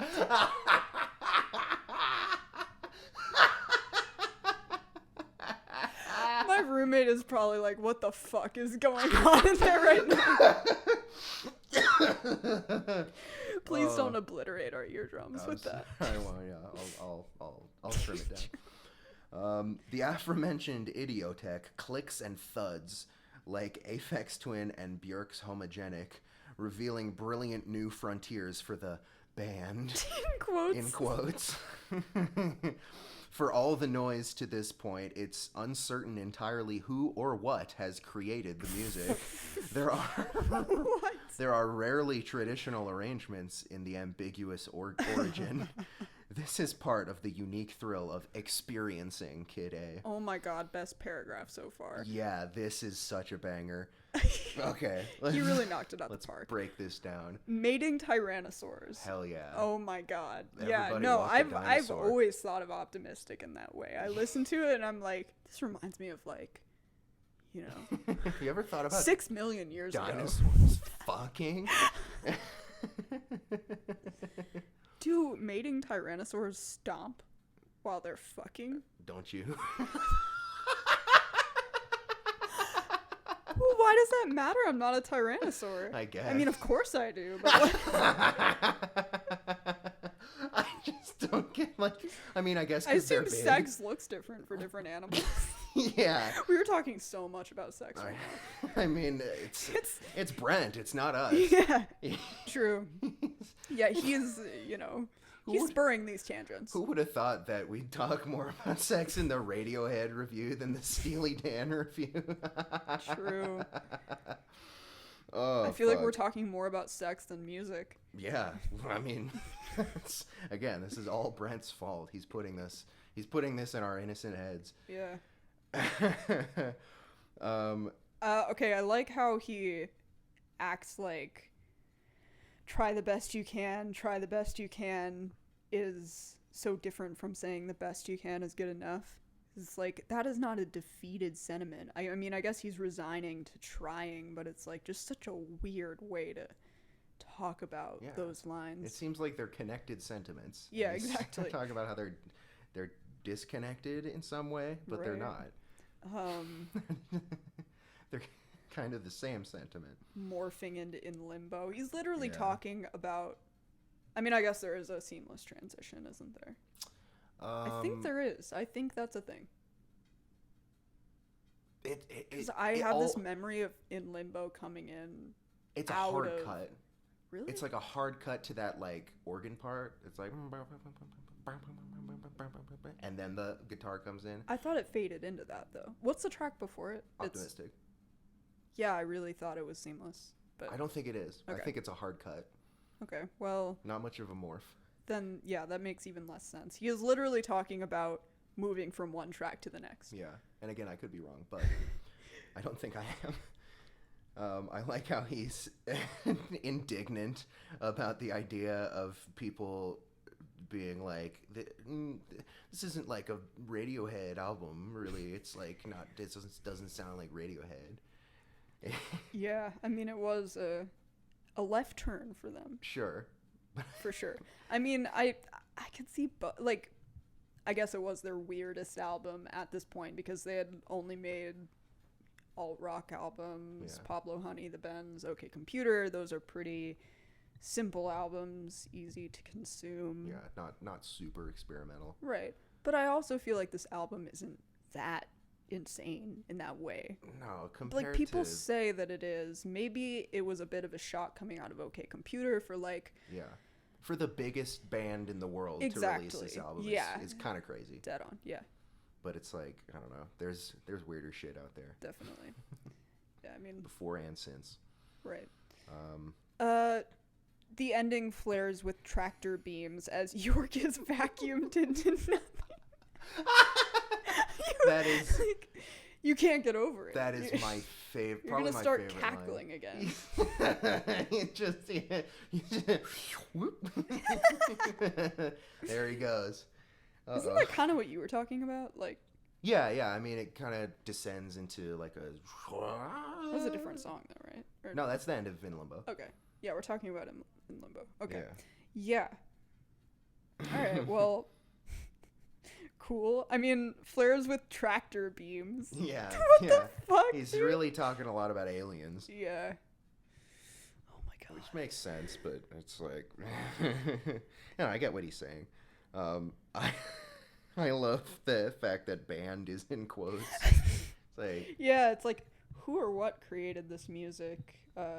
The origin is ambiguous. I mean, you were citing Radiohead this entire review. yeah. And now you're just like, did aliens create this? Brent, I think Radiohead made this album. Yeah. No, it just formed out of the cosmos. Yeah. It was like it was like the start of it was like the Big Bang. Yeah. And It's just he's like, sprung what from the what ether. caused the Big Bang in the universe to form? This album. Yeah. Oh my god. For all we know, 3,000 years ago, this was built by, this album was made by the Pharaoh's slaves. And it was like buried in the ground and discovered. Yeah. It could be true. Maybe he's onto something. Yeah. You can't rule out the possibility. For sure. All right. Pulsing organs and a stuttering snare delicately propel Morning Bell. York's breath can be heard frosting over the rainy gray jam. That's disgusting. Words accumulate and stick in his mouth like eye crust. Why is there eye crust in his I'm gonna fucking barf, bro. What are you talking about? Walking, he mumbles while Johnny Greenwood squirts whale chant feedback from his guitar. Oh my god. I did not remember that. Oh my god. This is the first time I'm taking in this sentence. This album is just coming and squirting and shitting. Whale chant feedback? Wouldn't whales make like a bellowing sound? You don't know because you didn't listen to the Whale Sounds 9 Hours on Spotify that I sent you. You sent me the dishwasher one. Oh shit. Okay. Okay, well there's a 9-hour Whale Sounds thing that I meant to send you and I will send you. Okay, because please do. the textures are incredible. Okay, I trust you. God. Why would you say squirt is my question. Yeah. Yeah, he really is obsessed with putting the image of sex in our minds. Yeah. I'm completely convinced at this point that this is intentional. He's trying to convince you that Radiohead listeners are just like the fuckingest chads in the entire world. Man, I love that being an adjective. I am totally going to use that. Brent knows what sex is the point of this review. It's pro-sex. It's sex positive. Yes. The closing motion picture soundtrack brings to mind the White Album, as it somehow combines the sentiment of Lennon's LP1 closer, the ode to his dead mother, Julia, with Ringo and Paul's maudlin yet sincere LP2 finale, Good Night. Pump organ and harp flutter as York condones with affection, I think you're crazy. To further emphasize your feelings at that moment and the album's overall theme, York bows out with, I will see you in the next life. Oh my god. Thank you for these vocal performances. Of course. I'm Yeah. trying to bring some color to this movie. If you're not already there with him. All right. Where do we start? Okay, why is he talking about eye crust? Where did that come from? Like, genuinely, what is he trying to say? I am completely lost. Like, why is he talking about disgusting details of the body? Maybe it's Because that's his theme here. I could let him slide on so much of this shit, like so much of the imagery that he's trying to evoke, but that, nah. Makes no You sense. gotta get that shit out of here, man. I don't know what the fuck you're talking about. Squirt's whale chant feedback from his guitar. Squirting eye crust from his mouth. Oh my god. Why is there eye crust in his mouth? Like, does he want me to listen to this album? It sounds disgusting. Oh my god.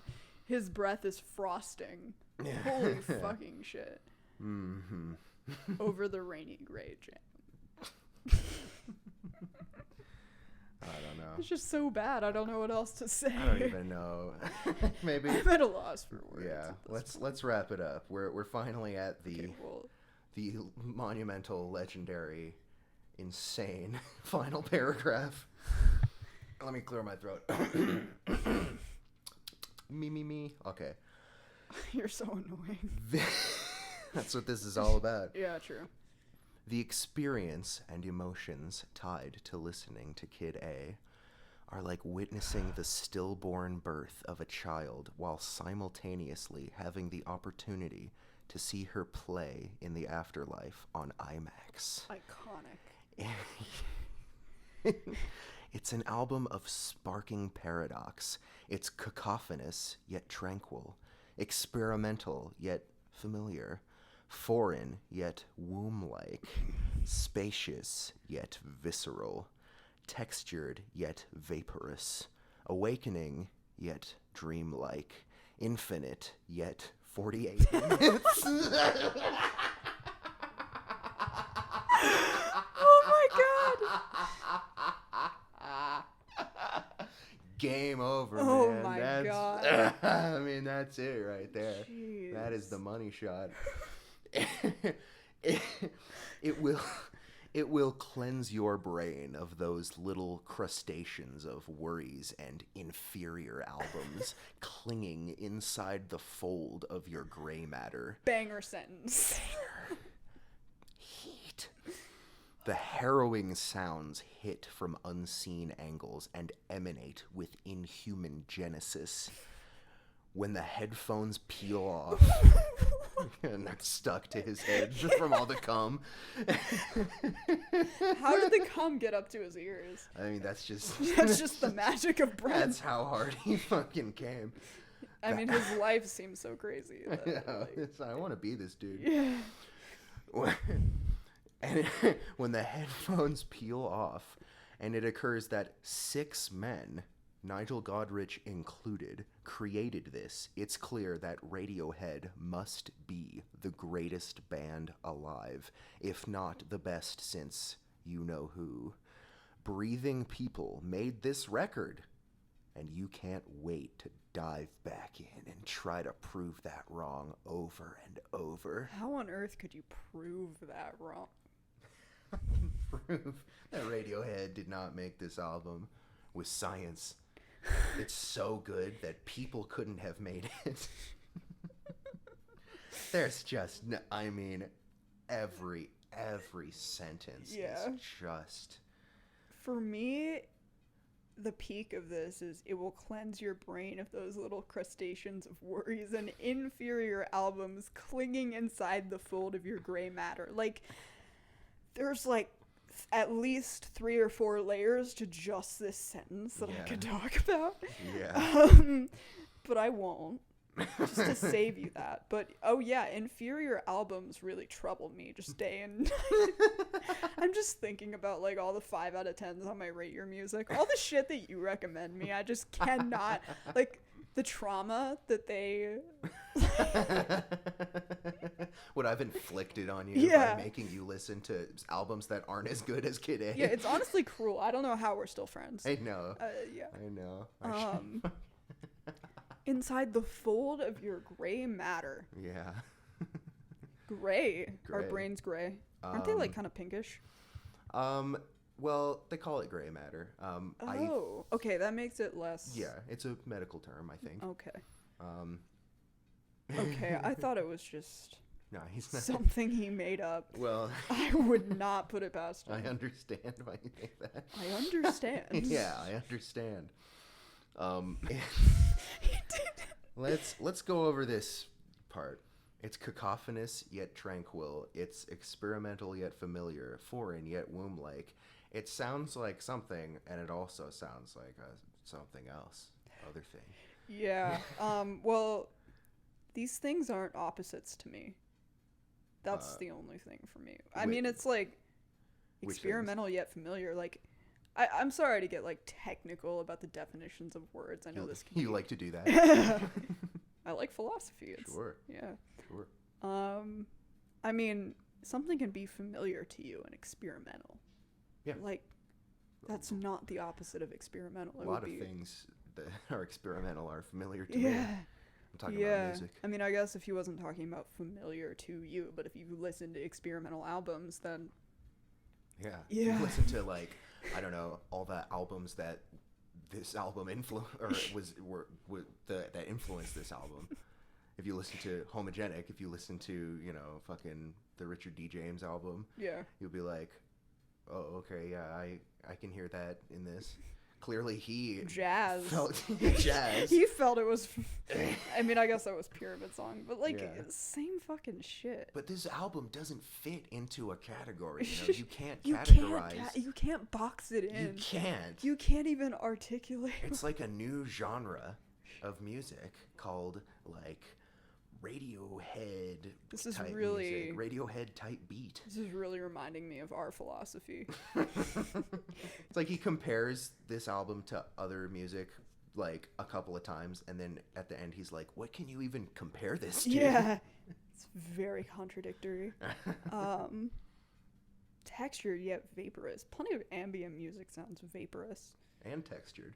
Yeah, I mean, I don't even know what textured means. Like, I consider it to be like, you're just talking about like an interesting timbre or like a lot of, because I don't know, I kind of think of like glitchy little what am I saying, like embellishments to songs, like layers in ambient music when it's really thick. Yeah, like on Burial's music, like the kind of like the crackles and the shit. That's texture to me, because it's not like necessarily a musical or a melodic element. Okay, so maybe if he's talking about something kind of rough sounding or coarse, but it's not though.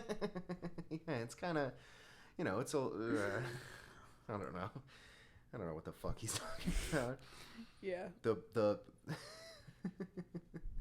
the banger of all bangers is Infinite Yet 48 Minutes. You cannot, I mean, it's... He could have literally just said infinite yet temporary, or like infinite yet... Yeah, I think that was supposed to be a joke. Yeah, infinite yet finite. And it's... Like, why? I don't know if it's funny in the way that he thought it would be funny. Because it's easy to take it seriously, because that's how he writes. Yeah. The harrowing sounds hit from unseen angles. What? It's like a barrage. It's like getting hailed on. I guess. Yeah.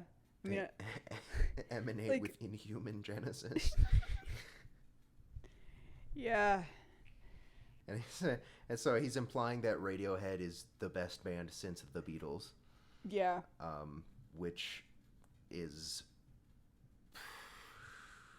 I mean, I would argue that there were better bands in between when the Beatles were really prominent and Radiohead was really prominent. Sure. Like, there were better bands than time, Radiohead at the time. Yeah, yeah. That were contemporary of the Beatles. Yeah. There were better bands probably in the fucking 70s and 80s.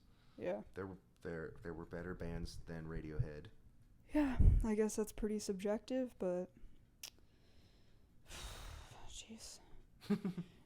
It's like he thinks just in everyone's head the Beatles are just like this untouchable musical force. Sure, which I get that. Right.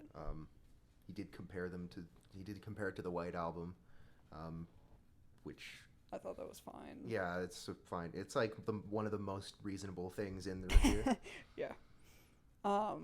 We didn't even talk about the first sentence in this, about the stillborn birth. Oh yeah, fuck. Dude, that is like the peak of this review. Yeah, that is like, I mean, everything about this review is just summed up in that one. It's honestly sums up the review better than Motion Picture Soundtrack sums up Kid A. True. Yeah. Witnessing the stillborn birth of a child while simultaneously having the opportunity to see her play in the afterlife on IMAX. So is he talking about the stillborn birth replaying in the afterlife at an IMAX theater? I think he's talking about, it's like you watch the baby being born and it's dead, but then you see that it's in heaven and it's cool. But he's talking about the next life. Yeah. Well, the afterlife. So that could be like heaven. Yeah. And he talked about heaven in this review. Yeah. Watching her play in the afterlife. I don't know about play, you, but play around. Play around. You know, the way that babies that are 1 second old do. They just play around. they toss the ball. Just like on the playground. Yeah. Jumping around on the monkey ball.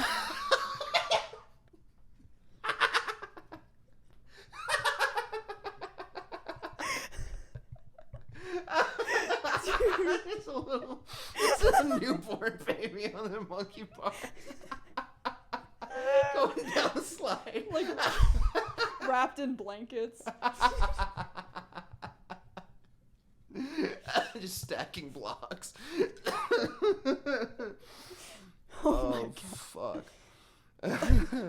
Why would you want to see the stillborn birth of a child? Why would that be an enjoyable and immersing and beautiful experience for someone?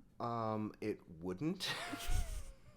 That's just disgusting and, yeah, you know, probably pretty disturbing because I assume when you're giving birth, you're like in agonizing pain. Yeah. You're pushing a human out of your body. Yeah. And then also it's dead, so that sucks. And wait, is a stillborn birth when the kid's dead? Yeah, when the kid. Oh my god. Yeah, when the kid's dead before it even comes out. Okay. That changes things. Yeah. Because, oh my god, yeah. Now the afterlife thing makes sense. Yeah. And, oh my god. Yeah. Brent was fucking. He was on one. He was on some other shit. He was. Oh really, my god. He was. That sounds. Chugging silly juice.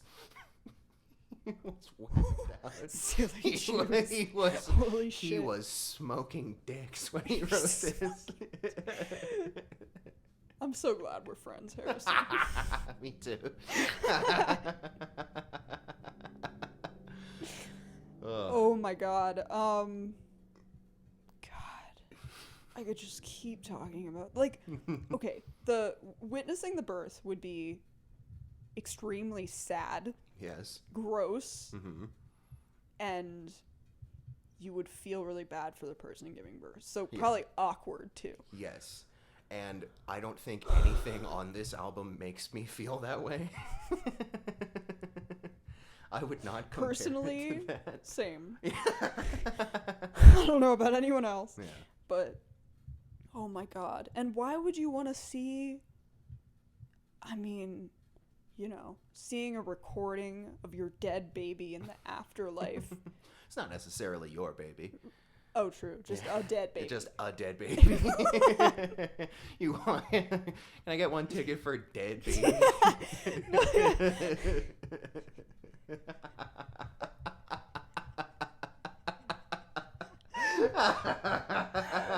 Oh my god.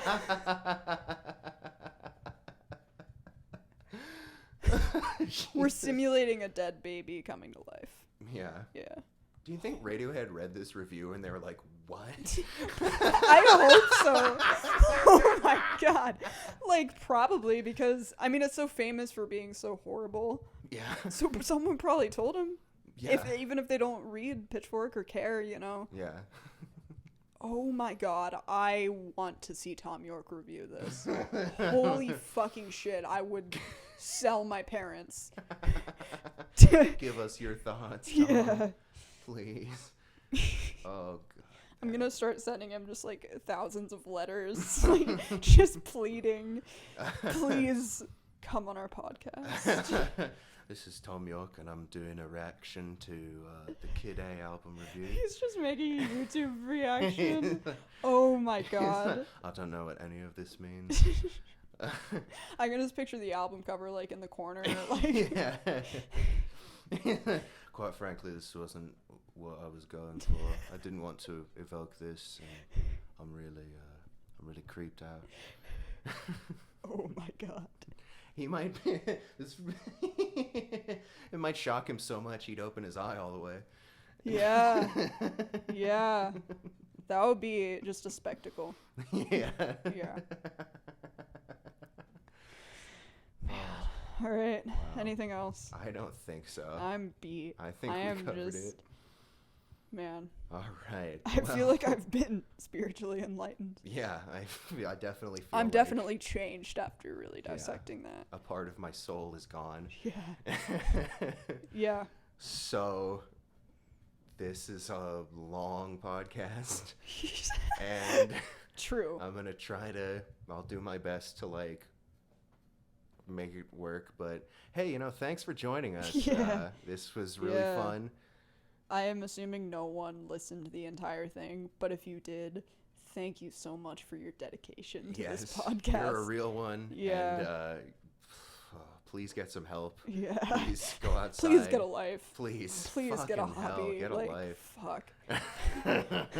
But we love you. Keep, liking and Keep subscribing. listening. Listen to the next one. It's going to be 8 hours.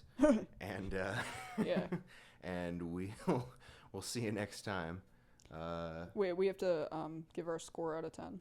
I mean, Like, if how we're can you even score it? right, it transcends scores. It transcends score. And for that, I mean, I'm going to have to, as an album review, it is maybe like 1.2.